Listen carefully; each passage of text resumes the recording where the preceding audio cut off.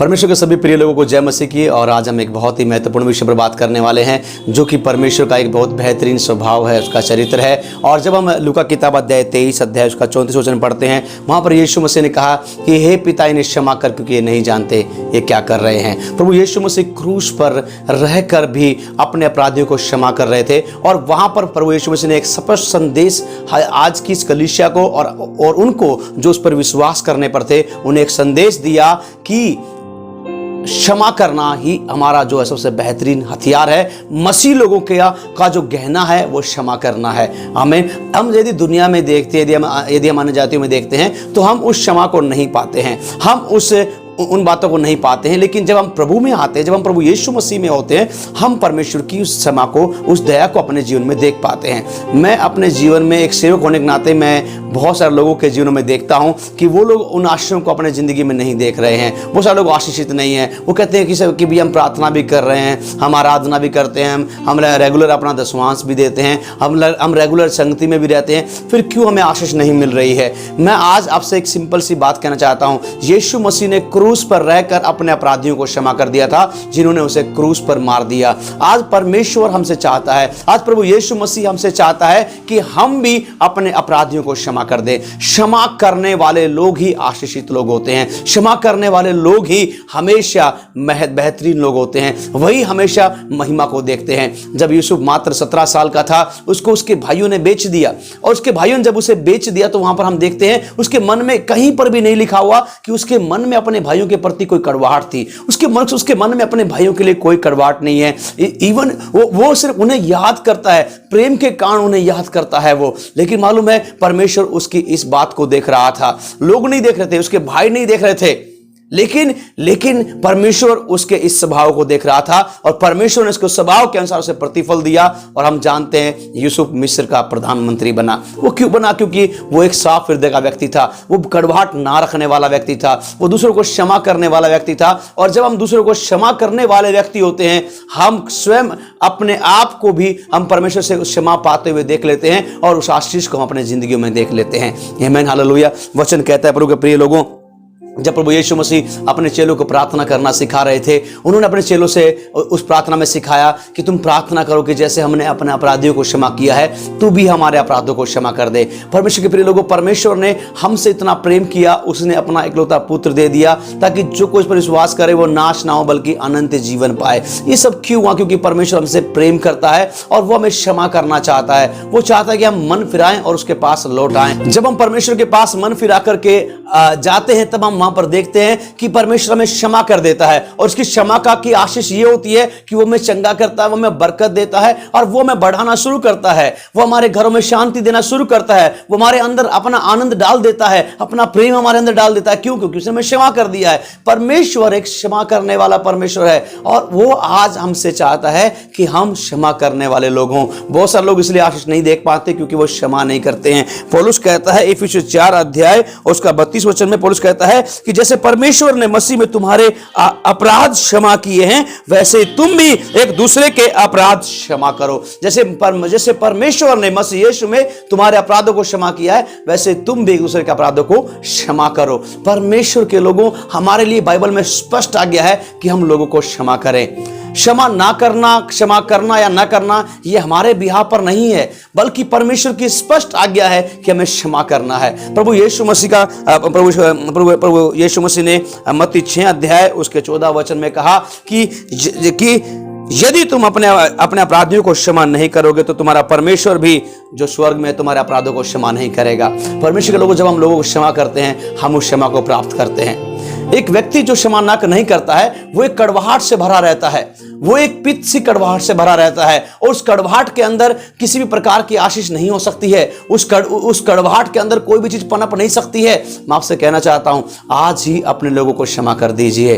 परमेश्वर के लोगों, यदि आज का वचन आपको प्रभावित कर रहा है, और यदि आप इस बात को समझ पा रहे हैं कि मेरे अंदर किसी भी व्यक्ति के लिए कड़वाहट है, यदि मेरे पाप जो लाल सुर्ख रंग के थे, यदि मेरे परमेश्वर ने उन्हें क्षमा कर दिया, तो जैसे मैंने पाप मेरे परमेश्वर के प्रति किए थे, वैसे पाप तो किसी ने मेरे खिलाफ में नहीं किए हैं। वैसे पाप उन्होंने नहीं किए कि वो मारे जाने की योग्य हों, लेकिन मैंने तो वैसे पाप किए थे जो मारे जाने की योग्य थे, लेकिन मेरे परमेश्वर ने उन पापों को क्षमा कर दिया। आप और मैं भी परमेश्वर के लोगों के जो भी हमारे पड़ोसी रिश्तेदार हैं, हमारे कलीसिया के जो लोग हैं, हम उन्हें क्षमा करना है। अपने अंदर कोई कड़वाहट मत रखिए और यकीन मानिए आप अपनी जिंदगी में बहुत बड़ी आशीष को देखेंगे। हम लोग बहुत सारे लोग इसलिए अपने जीवन में आशीष को नहीं देखते। बहुत लोग बार बार बीमार इसलिए पड़ते हैं क्योंकि उनके जीवन में क्षमा ना करने का स्वभाव होता है, उनके अंदर वो कड़वाहट पाई जाती है, इसलिए वो बार बार बीमार पड़ते हैं। शैतान को अवसर मिलता है और उसका वो भरपूर फायदा उठाता है। जहां पर कड़वाहट है वहीं पर शैतान कार्य कर सकता है, लेकिन जहां पर प्रेम है वहां पर परमेश्वर काम करता है। जहां पर कड़वाहट है वहां पर शैतान काम करता है। आपके ऊपर निर्णय आपका है कि आप परमेश्वर को काम करने देंगे या फिर शैतान को काम करने देंगे। शाऊल क्षमा करने वाला व्यक्ति नहीं था, शाऊल कड़वाहट से भर गया। जब लोगों ने जय जयकार लगाना शुरू किया कि शाऊल ने तो हजारों को मारा लेकिन दाऊद ने लाखों को मारा, और यही बात उसके अंदर कड़वाहट को लेकर के आ गई। कई बार ऐसा होता है, हम लोगों की तरक्की को देख करके जलते हैं। कलीसिया में यदि कोई व्यक्ति ज्यादा इस्तेमाल होना शुरू हो जाता है, हमारे अंदर कड़वाहट ऑटोमेटिक आ जाती है। लेकिन मैं आपसे कहना चाहता हूं, यही कड़वाहट आपको आगे नहीं बढ़ने देगी, लेकिन उस कड़वाहट को निकाल करके हम परमेश्वर के पास जाएंगे। उस शाऊल के अंदर जब वो कड़वाहट आ गई, वो शाऊल बार बार दाऊद को मारना चाहता था। दाऊद जानता था कि शाऊल मुझे मारना चाहता है, लेकिन दाऊद फिर भी उसके लिए वीणा बजाने के लिए जाया करता था। क्यों जाया करता था? क्योंकि दाऊद उसे हर बार क्षमा कर देता था, और जैसे ही वो उसे क्षमा करता था, परमेश्वर ने ठान लिया था कि मुझे मेरे मन के अनुसार जो मुझे व्यक्ति मिला है, मैं निश्चित तौर पर इसे राजा बनाऊंगा। और दाऊद वो राजा हुआ जब अपनी जिंदगी में कभी कोई लड़ाई नहीं हारा। आमीन, हालेलुया। जब आप एक क्षमा करने वाले व्यक्ति होते हैं, आप अपनी जिंदगी में कोई भी लड़ाई को नहीं हारेंगे। क्यों? क्योंकि परमेश्वर आपके साथ में खड़ा होकर लड़ेगा। लेकिन यदि आपके अंदर वो कड़वाहट है शाऊल के समान, मैं आपसे कहना चाहता हूं, आप बहुत बार गिर सकते हैं और यहां तक कि नष्ट भी हो सकते हैं। हर एक कड़वी जड़ को पौलुस कहता है, कोई कड़वी जड़ तुम्हारे अंदर फूट ना निकले, उस कड़वी जड़ को अपने अंदर से निकाल फेंको, परमेश्वर का प्रेम को अपने अंदर भर लो। आपको इसके लिए बहुत कुछ करने की जरूरत नहीं है, सिर्फ आपको ज्ञान होना ही। वचन कहता है, मेरे ज्ञान के ना होने से मेरे लोग नाश हो रहे हैं। यदि आज आपको पता लग गया कि क्षमा करना ही मेरा सबसे बड़ा हथियार है और शैतान की सबसे बड़ी हार है, तो आज ही अपने आप को तैयार कर लीजिए अपने लोगों को क्षमा करने के लिए। क्षमा कर दीजिए। पहला यूहन्ना 1 अध्याय उसका 9 वचन में लिखा हुआ है, मैं आपको पढ़ना चाहता हूं। आप सब भी इसे अपने स्थान में रट लीजिए, इसे याद कर लीजिए। वचन कहता है, यदि हम अपने पापों को मान लें तो वह हमारे अपराधों को, हमारे पापों को क्षमा करने और हमें सब अधर्म से शुद्ध करने में वो जो है विश्वास योग्य परमेश्वर है। आमीन, हालेलुया। आपका परमेश्वर, आज सिर्फ मान लीजिए, प्रभु मैंने क्षमा नहीं किया, आप मुझे माफ कर दीजिए। यकीन मानिए, प्रभु आपको उसी वक्त क्षमा कर देगा और आप अपने हृदय में आज एक बहुत ही बड़ी शांति को देखेंगे, अपने हृदय में एक बहुत ही बड़े सुकून को देखेंगे। और आप देखेंगे, यदि आज आपने अपने भाइयों को क्षमा कर दिया है, अपने लोगों को क्षमा कर दिया है, यदि आज बीमार है ना, मैं आपसे वायदा करता हूं, आप इसी घड़ी परमेश्वर आपको चंगा कर देगा।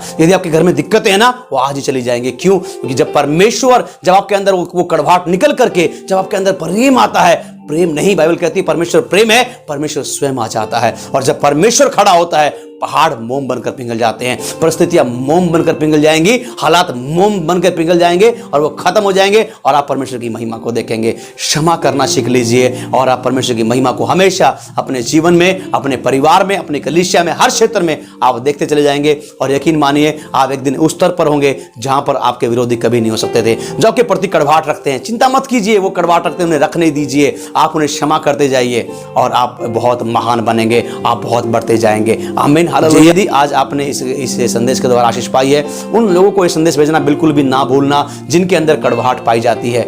वचन कहता है क्षमा करो तो तुम्हें भी क्षमा कर दिया जाएगा। वचन कहता है तुम क्षमा नहीं करोगे, तुम्हारा स्वर्गीय पिता भी तुम्हें क्षमा नहीं करेगा। उन लोगों के पास में इस वीडियो को भेजें ताकि वो लोग भी जाने कि क्षमा करना बाइबल का आधार है, काम चलाना नहीं है। ये ऐसा नहीं कि ठीक है किया तो किया, नहीं तो नहीं किया, बल्कि ये अवश्य है, ये परमेश्वर की आज्ञा है, ये यीशु मसीह की आज्ञा है। इसका पालन करेंगे, परमेश्वर की महिमा को देखेंगे। और फिर भी यदि आपको ये वीडियो पसंद आया है, इस वीडियो को लाइक करना ना भूलें, कमेंट करना ना भूलें, और कुछ भी सवाल है आप कमेंट कीजिए, हम आपके लिए प्रार्थना करेंगे। सब्सक्राइब कीजिए हमारे चैनल को और बेल आइकन में जो सबसे ऊपर वाला जो ऑप्शन आता है ऑल का, उसे दबाइए ताकि हमारे हर वीडियो का जो है जो उसका संदेश है, उसका जो नोटिफिकेशन है वो आप तक पहुंच सके। आमीन। प्रभु आपको आशीष दे। हम लोग आपसे जिससे जुड़कर आशीषित हैं और मैं विश्वास करता हूँ आप भी हमसे जुड़कर आशीषित हैं। परमेश्वर की शांति हमेशा हमारे जीवन में बनी रहेगी। ऐसे हम क्षमा करते हुए परमेश्वर की महिमा में राज करते जाएंगे। शालोम, जय मसीह की। प्रभु आप सबका बहुत आयत से आशीष